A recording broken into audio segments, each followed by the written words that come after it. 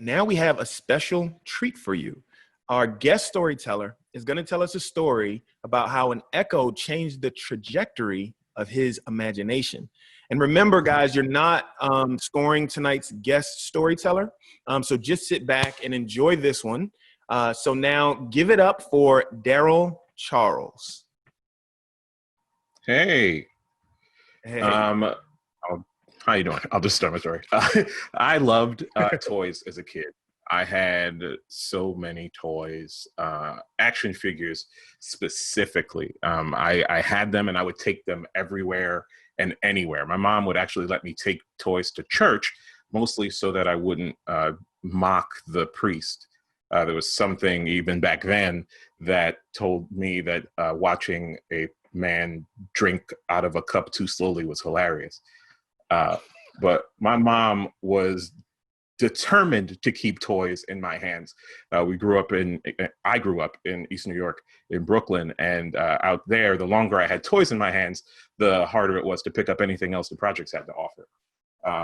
Harrowing, sure, but what did I care? What did I even know? I was a kid with toys, right? I had G.I. Joes, Teenage Mutant Ninja Turtles, Transformers, He-Man, Sunman.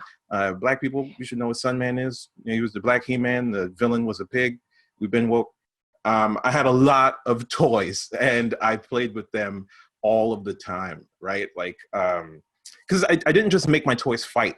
It was like full narratives. We're talking like character arcs. I used to make sets out of cardboard boxes. There were character interactions. It was a whole thing, right? Like Cobra wasn't just going to randomly get beat up by G.I. Joe. No, they had to start. Cobra had to rob a bank of a very valuable Monopoly hat. And in the escape, Roadblock got injured, which would make Storm Shadow want revenge, but he would have to go speak to Payload. So Payload would use his plane to fly over to Cobra so they could exact that revenge, all the while building the tenuous friendship that Storm Shadow and Payload had from their previous adventures. It was a thing. I was not kidding around. One summer, I even made all of my toys into a wrestling league. I used all of them, except for the G.I. Joes. They were too small, so they were the fans in the audience.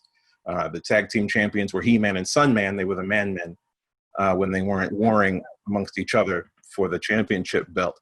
The thing is, like, playing with toys was my storytelling. I didn't journal when I was a kid. I've never been able to draw, but playing with my toys was the place that I got to create. And I loved creating, especially alone. You can't build that kind of storytelling with other kids. Kids, they didn't know how to play. Every toy they had would be able to fly and shoot lasers out of its eyes. And what kind of narrative can you build with invulnerable characters? No one likes a story where Superman fights Superman.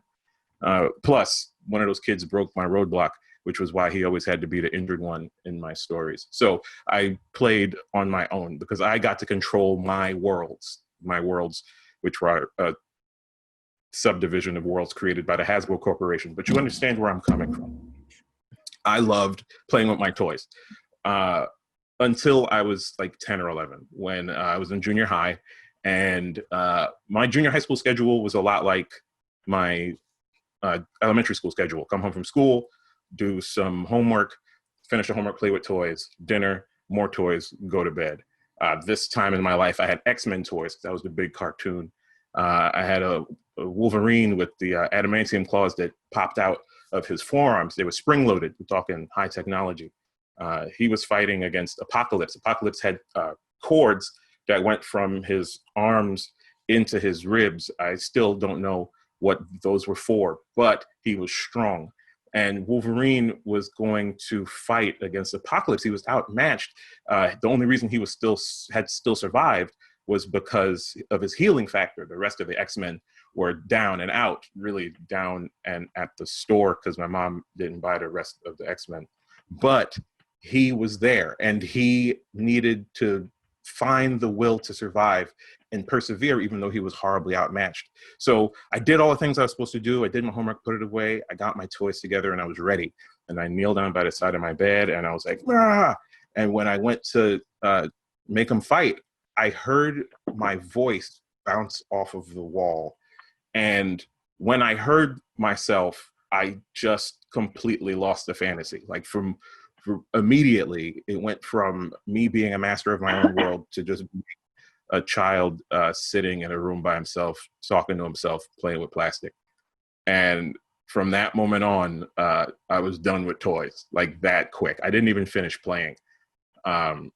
Never again. Like, thankfully, in a couple months or years, we moved to a better neighborhood, and then hormones made me go outside and contact other people. But from that moment on, I was just absolutely done with toys.